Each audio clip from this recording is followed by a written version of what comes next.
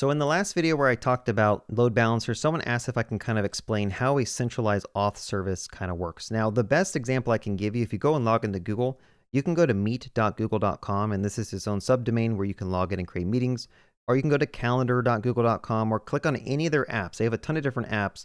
And the question is how are you able to log into one and then get access to basically all of them, right? Like a single sign-on type of approach. I'm going to show you this little example app that I built out using Fable 5. Where basically I'm achieving that. We're going to be talking about domains and cookies and response headers. So if that's interesting, definitely stick around and I'll diagram this all out, hopefully, to teach you guys. So the first step I want to show is I have this auth server kind of deployed out, right? I have 4 different containers deployed out to a AWS EC2 instance, and I've used my Launchpad CLI tool to kind of launch them all out, right? So we have an auth service, which is showing the login panel. We have the portal, which allows you to click around the different apps. And then we have a notes app and a chat app. Okay, they're very simple apps, but the idea is I just want to show you like how authentication kind of works. And they're all also hooked into different subdomains, right? And you'll kind of see this as I click in. So let's go ahead and log into this. And after I log in, I want to kind of show you something. So I'm going to log in, and something that you need to kind of understand is there's different ways to do authentication in web applications, right? When you log in, one approach is to send back something called a response cookie. So if I look at the response headers over here, there's a set cookie, a key, I guess you could call it, a response header, I guess you could say. And inside of that, there's some values. Like you have a session ID. This is what identifies the user who just logged in against like their user information in the database. And then the important part I want to point out here is when you set a cookie, you can also specify what domain this cookie should be automatically sent forward with when you click around your web browser. So by default, when a cookie is set, if you were to click around and go to different subdomains, because that domain has auth-example.webdevcoding.com, any additional domain I go to that has this same substring is going to send this cookie in the response request. Okay, so let's just click on the Notes app and I'll kind of show you this. I clicked on the Notes app. It made a request to this endpoint. That's a container running in a server somewhere, and it gets back a request header. If I look at request headers here, we have a cookie that gets sent in. And if you look at that, it's the exact same session ID that the auth service just set in our browser. Okay, so basically, as I click around the app, we're using this as our key that identifies us with the system. And technically, you can look this up in your auth database to figure out, okay, what is the user ID related to the session? And is this session still valid? Okay, so notice here I can go to the chat app. This again is also on a different subdomain. But even though it's on a different subdomain, because that cookie was sent back with that domain substring, every other subdomain will just automatically send it. Okay, so hopefully I didn't lose you there. Hopefully that wasn't too much information, but that's one way to authenticate. Another way is using JWTs, which I'm not going to get into. I think just using sessions is probably good enough for the most part. JWTs has its own set of complexities. But now when I log out, let me show you something. If I log out and I just try to go directly to the app, notice that it's going to automatically just redirect me back. Okay, it just did a 302 redirect. And it sent me back to basically the portal page because it realized that I'm not logged in. I don't have a session cookie set anywhere. So it just returns me back to a particular location. And I think if you go here, location here, it's just redirecting me. Okay, so a lot of information, right? But the idea is we have these 4 different applications. One's in charge of handling users and their user data. It's an auth service. And all these other applications basically have to send requests to the auth service to verify if the session ID is actually valid. Okay, so now hopefully you have a decent understanding. I know it could still be a little bit confusing, but let's try to diagram this out just a little bit. Okay, so let's break this down real simple. We have a chat app, so chat.authexample.webdevcoding.com. We also have the auth service, so I'll say auth, and then we're going to go ahead and just make this red. But then we also have the portal, so let's just do the top level portal here. And we can make this blue or something. So overall, we have our 3 services. I know there's a 4th one I didn't mention, the Notes app. But to kind of show you how this works, as a user, we went ahead and just logged in, right? So step 1 is you log in to auth service. And that auth service has a database somewhere. So it's going to go ahead and look up that information from a database.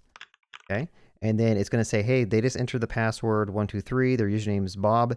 Verify this is correct or not. And it's going to go ahead and do fetch from the database, check credentials, and if they are correct, we're going to go ahead and send back that response header that has the set cookie response header.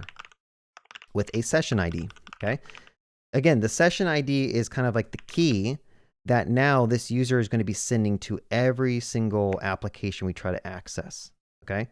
So as a good example, after we've logged in, let's say that they go and they bookmark the chat app and they want to go start using it, okay? So the next step is they want to go straight to the chat app and they want to start using it. What happens is the moment you make that request, the way browsers work, because that cookie was set with domain equals .auth example web.dev.cody.com, now every single request that the browser makes is going to send over that key. And this service now needs to do something. It needs to verify, hey, is this even a valid key? So it's going to go and ask the auth service. Maybe the auth service has like an API endpoint called like user, or it could be called sessions. Let's just do, maybe we'll call it like /sessions. And it's going to ask it, hey, like if I send you this session ID, I need you to tell me if this session is valid or not. And it's going to say either true or false. And when it comes back as true, we can then do whatever normal logic that we do in the web application. So typically when you're building out like a REST API, you'd have maybe like some type of API endpoint, or you might have like a middleware. Okay. So we could just pretend like this is like a middleware function. I'll just say like is authenticated. And again, this is what's going to be doing all the logic to not only use that key against the auth service to check if we are actually properly authenticated. If we are, we want to get some information back from the auth service. For example, we want to know like, what is our username? What is our user ID? Okay. And this is important because getting the user ID is necessary for storing chats in the database or storing notes in the database, right? You might have a chat database. So let's just make a database over here. Okay. And then we'll just call it ChatDB, which is for storing all the chat messages that you might have with like an LLM, right? You might also have a notes service. So let's just say notes. And again, this is going to have maybe its own set of databases. So I'll say notesDB. It's going to read and write from that based on the user ID that you're authenticated. Now, all of these services are basically now going to have to phone home to know if the user is authenticated, and it's going to use this auth service's endpoints by passing the session ID to the auth service, which should then return either an error, like a 403 unauthenticated error, or it'll return just the whole user information, which will probably have, you know, the easiest thing would be like name, Bob, and then also like a user ID could be like 123.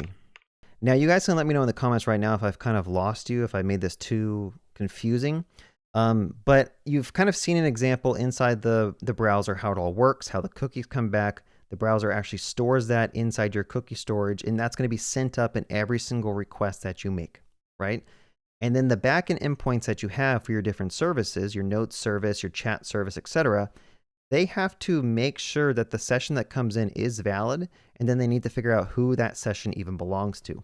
But the benefit of doing a centralized auth service is now all your auth logic lives in one place, so that all these things, all these other services, they don't have to duplicate the same exact auth database and store user information, have to log in as separate things.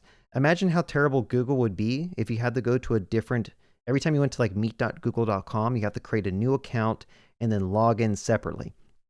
Okay. That type of approach is just a very bad user experience. So that's why we have some type of like single sign-on that we kind of talked about. I mean, I guess I could talk about how do you log out? Like, for example, if I were to go and log in and go to my notes app, typically there could be like a log out button, right? And when you click that log out button, you still have to phone home to the auth service. So for example, let's say we're on the notes app and a user were to go over here and click on a log out button. They want to just get off the system, the log out. That is again going to phone home to the auth service. And it's going to probably do like a delete request or a post request to say, hey, like /logout. I don't want to be in the system anymore. I want you to go to the database. I want you to invalidate the session ID so that anytime a browser were to open up to the chat app, it's then going to try to use that old session ID that was in the cookie. And then once you've logged out, this thing will actually respond with another set cookie response header to basically clear it out. So basically it's going to say session ID is equal to nothing. It's going to clear it out. Then your browser is then going to basically go into its application cookie storage, and it's just going to delete this. So notice when I delete this cookie and I try to refresh the app, I'm now logged out. There's no cookie stored. So anytime I try to hit the notes app or the chat app, it just kicks me right back out to login, because this was basically the key that kept me authenticated. So that's kind of how it works from a login and logout perspective. I'm sure there's something else I missed. I think that's all I wanted to cover in this video. I do know I could probably go into more depth about how do you handle this at scale, because obviously having all this stuff hit the auth service is not going to work in the long run. So you can actually bring in something called a JWT, which is a stateless type of token, but it has its own set of complexities. Like, how do you invalidate the token? If a user logs out, how do you make sure they can not use the old tokens on the other apps? Because these JWT tokens last for like 15 minutes to an hour. Just a whole nother can of worms, so I don't want to kind of dive into that. But overall, that's how a lot of services do single sign-on. They'll have like a centralized place where authentication kind of works, and they just scale this out to be able to handle all the traffic when people are trying to log in and check if their session is valid. Of course, you can throw in Reddit caching on this side and make stuff be faster, but that's the overall idea.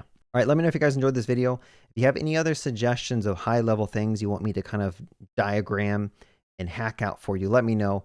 I really enjoy doing this type of stuff. So other than that, I guess have a good day and happy coding.